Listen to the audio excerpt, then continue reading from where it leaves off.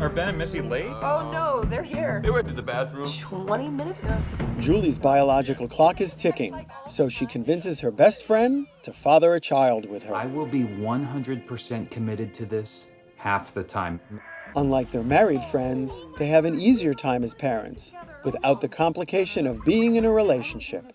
But as they start to date other people, they find their special arrangement unraveling in Friends with Kids.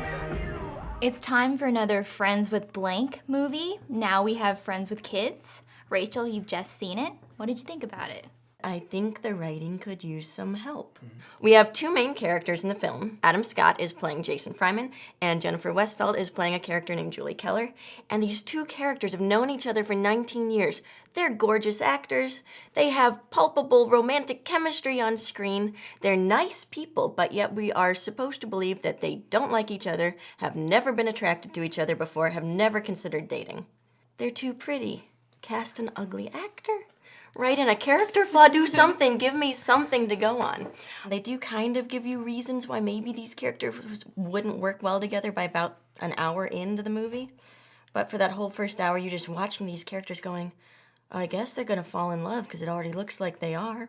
Why is this movie called Friends with Kids? All of their friends are getting married and all of their friends are starting to have kids. And they're reaching that sort of point in time where a lady has to decide whether or not she's going to be a mother. They sort of have a conversation, look at each other, think they get along pretty well and decide they're gonna have a baby together.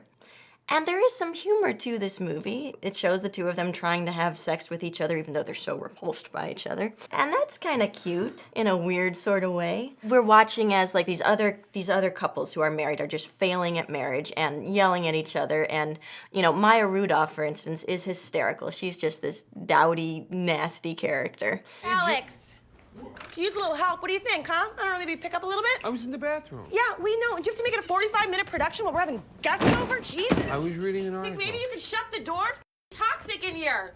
I was airing it out! I'm sorry.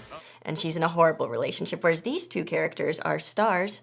They have this baby and everything is perfect and they get along beautifully, and it's just this funny contrast of how a kid could be raised by two parents who aren't in love versus a failing marriage.